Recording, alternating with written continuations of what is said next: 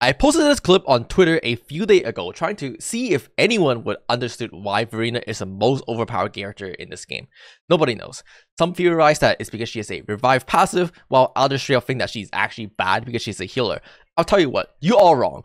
I have a simpler explanation for all of you. She is fast. Wuthering Waves is one of the most interactive gacha games you'll ever play. That is because every single character has a unique passive that defines how they play. It is officially called the Forte circuit in the game, which is a little hard to pronounce, so I just call it the identity because they are defining how the character is meant to be played. Throughout your gameplay, you'll notice that every single character has a special resource bar above their HP. This is always tied to their identity and is defined how they play.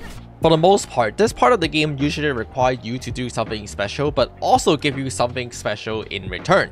Take a look at the difference between left and right, see if you can notice the difference. The one on the right have 4 resources bar and therefore healed it more, but most importantly, it generated a lot more energy. Now it's actually pretty straightforward to get those resource bar. You just attack, and each attack gives you exactly 1 bar, so you just attack 4 times for 4 bar. And at first this might look simple, but this changes everything. Because instead of Baiji being a character you just switch in and use her skills, she's now a character that you have to switch in, attack exactly 4 times, and then uses her skills.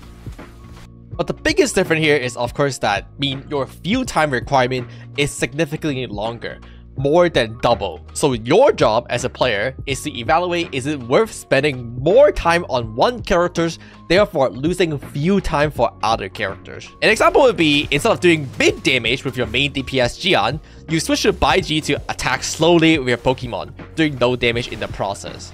This is why you can't look at characters on face value, because it is true that a character like Taoji has the ability to generate you a shield. What they didn't tell you is the part you have to cast your skills, attack 4 times, which generate her identity bar, and then get hit on purpose but guarding that attack to proc the bubble, and then attack 3 more times to get the entire shield. That example is slightly exaggerated, but the idea here is that in Wuthering Waves, things don't come for free. You have to work for them with your field time. You gotta put the characters on the field, do something with them, and then that's how you get the shield, that's how you get the heal. And that's what makes Wuthering Waves much more interactive than any other game. It's because you have to think about how to use each of your characters. Unless you're Verina. Oh, sorry, did you miss it? Let me replay that clip for you. Here, let's play that clip again. Actually, in fact, let's play that clip in 30% speed again. Here, you'll switch to Verina and then cast her skill, immediately cancel out and switch back to Colcharo. I entered the field on Verina. I then spent 32 frames to cast my skill and then switch out. Frames, not seconds, frames.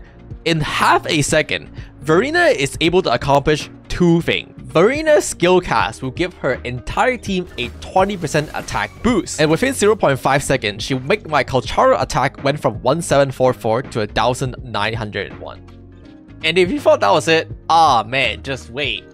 Just by casting her skills, she will generate about a third of her QTE energy. And so if you play the game normally, you're able to get her entire QTE bar filled up within just 3 switches. And that unlocks her second buff. Filling that entire QTE bar unlocks you the outro skill, which recover your entire team HP, but also additionally give you a 15% increase in damage for 30 seconds. Verina rotates extremely fast, probably the fastest character in the entire game, and that's why she is really strong, because it allows you to allocate field time to other things, like actually hitting the boss and doing damage. People often compare this to Baiji, but it's just not the same. You gotta summon your Pokemon, attack, and you gotta cast a skill. Oh, it's still not full. Okay, attack again. Oh, it's finally full. Alright, now we're done. This is known as a field time requirement. It is how long it takes for your characters to accomplish anything.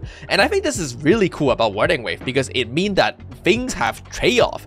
When you put the characters into your party, you gotta think about the trade-off. It's not just, this character can heal my party, it's so good. No, there are things you have to achieve in order to do the healing, and some other characters have less condition. Field time requirement is probably the most important metric when it comes down to evaluating characters that everyone is missing. because there are trade-offs, and this gives Kuro game a very big design space.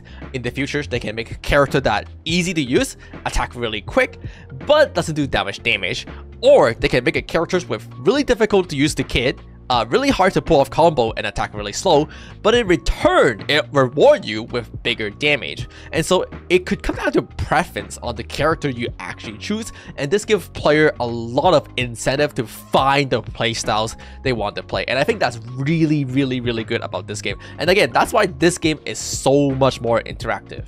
Characters separate themselves from each other, and yeah, that's it, bye.